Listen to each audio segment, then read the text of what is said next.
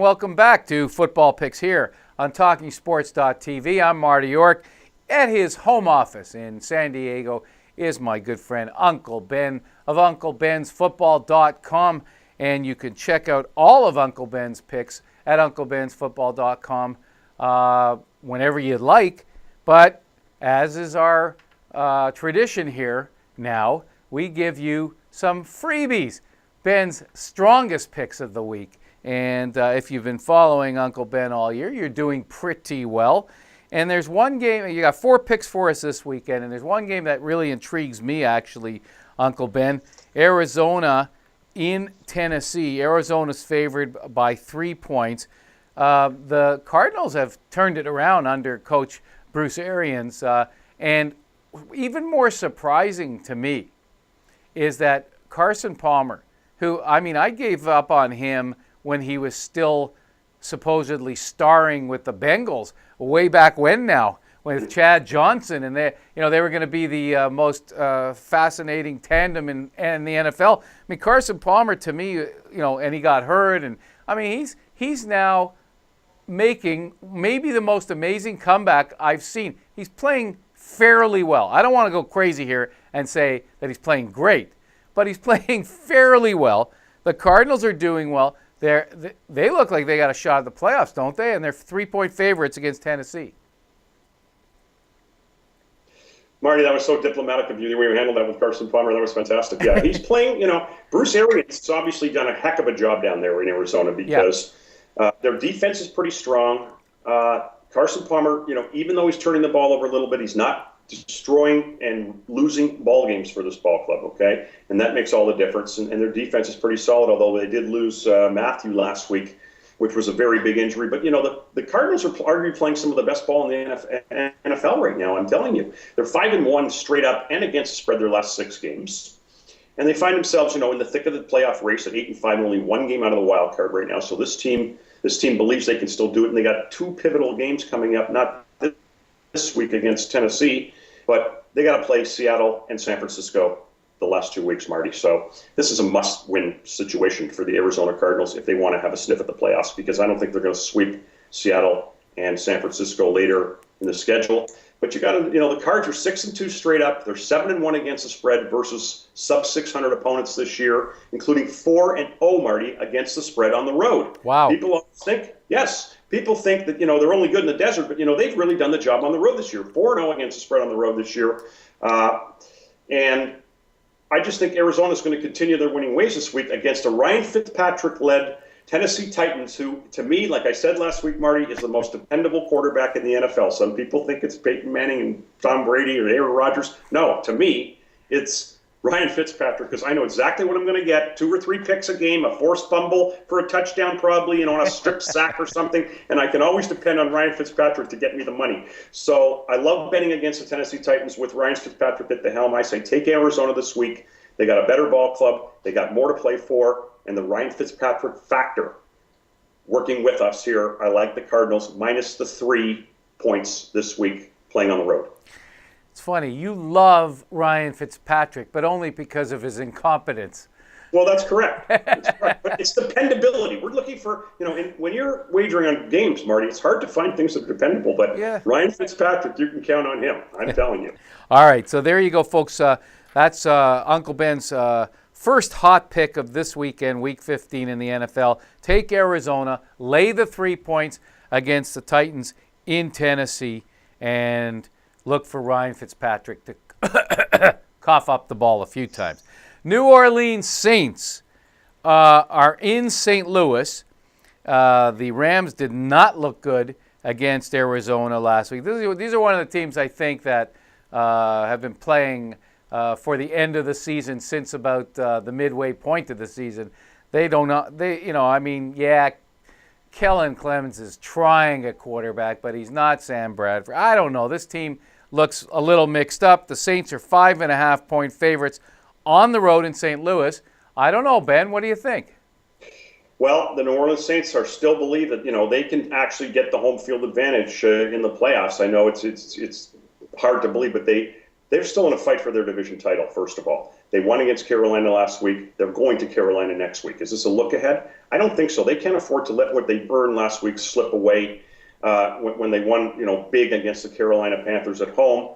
And the public perception is that New Orleans, isn't really, they're money at home, but they're not so good on the road. That's what the public perception is. Well, couldn't be farther from the truth, Marty. The fact is that the New Orleans Saints have the best road record in the NFL, bar none, since 2009. That's correct.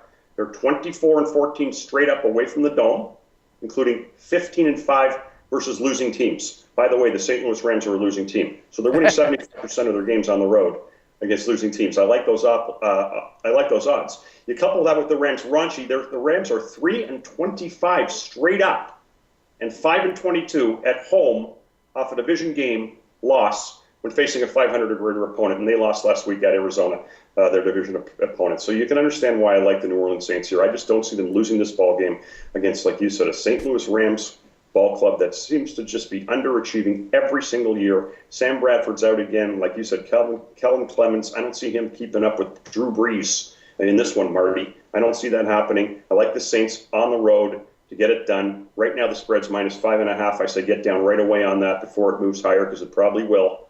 But I like the Saints to win this game handily in the Dome in St. Louis. And Ben, you mentioned Drew Brees. I was starting to think a few weeks ago that maybe Drew Brees was starting to slip on the other side of the hill. But boy, did he come back last week against a very, very good Carolina defense. I mean, he looked awesome. And so now I think maybe, and I want to get your opinion on this, maybe Drew Brees is peaking at the right time. Well, like I said, I think the New Orleans Saints will have something to say about this before it's all done. They went up to Seattle, and they may have to go there again in January. And when they went up there 2 weeks ago, it was raining, and it was cold, and it was, freezing rain. Not good for Drew Brees and that offense in New Orleans. And if they have to face that type of situation in January, it could be a problem for them. This week, we don't have to worry about that. They're going into a Dome Stadium in St. Louis, fast track. I just think that the Saints will perform up to their usual snuff. Rob Ryan's got the defense playing pretty well, and I like the Saints this week on the road, Marty, like I said earlier. All right, so two favorites on the road for Uncle Ben this week: Arizona -3 in Tennessee, New Orleans Saints -5.5 in St. Louis. There's another favorite on the road who you don't like, the Buffalo Bills, and this is one of your hot picks. The Buffalo Bills are 2-point favorites in Jacksonville. And you, Uncle Ben, like the Jacksonville Jaguars, which might surprise some people. Well, you know what? I do like the Jacksonville Jaguars because my history book tells me that the Buffalo Bills are a paltry 1-9 against the spread as road favorites off a loss of 13 points or more, Marty. And what I like about this home dog here is that they've actually won 4 out of their last 5 ball games since their bye week, the Jacksonville Jaguars. And since they took out Blaine Gabbert and replaced him with Chad Henne, and they seem to be performing a lot better, this team. And Maurice Jones-Drew seems to have maybe a little bit of half a bounce back of what he sort of lost a step. Maybe he's got a half a step back. He seems to be performing a little better right now. And the Bills, this lightweight traveler, by the way, the Buffalo Bills are 1-10 straight up in their last 11 games away from Ralph Wilson Stadium. So, this team just travels horribly. The Bills are horrible. They are. I think Jacksonville just seems to be playing a little better right now. They got a little confident, a little bounce in their step. I don't understand why the Bills are favored in this game, quite honestly. And I like the Jacksonville Jaguars to continue the Bills' losing streak on the road. They just don't win on the road, this team. I like the Jacksonville Jaguars at home, +2 points. I think they're going to win outright. Marty, you might even want to get the money line out. I don't think it'll be to that much of an advantage to do that. I'll take the 2 points and take the Jags at home to win their 5th game of their last 6 starts, Marty. I hear you. Makes a lot of sense, Ben. There's another play that you like. This is not a side, but a total. It's the Jets-Carolina game. What do you got? Well, this game here is interesting to me because, Carolina. We talked about Carolina earlier today. Their defense is one of the top defenses in the NFL, like you said. They've been averaging only giving up 13 points per game. Before the game last week, they gave up 31 to the Saints. So they're going to want to get back in the swagger, show their, flex their muscles at home before New Orleans comes in the following week, like we mentioned earlier. And the Jets offense has scored the fewest points, by the way, in the AFC, except for Jacksonville Jaguars. So they're the second lowest scoring team in the AFC. So that bodes well. That should help the Carolina defense get their swagger back this week. And on the flip side, the Panthers have had trouble scoring against 3-4 defenses this year, Marty. They scored 6 points only. I believe it was against Arizona. And even though they beat the Niners, they scored only 10. I think it was a 10-9 ball game against that 3-4 defense of the Niners. And guess what? Guess who plays 3-4? The New York Jets play 3-4. So, they haven't really showed that they can move the ball well against this type of defensive style. And both teams run the ball. The clock's going to be moving.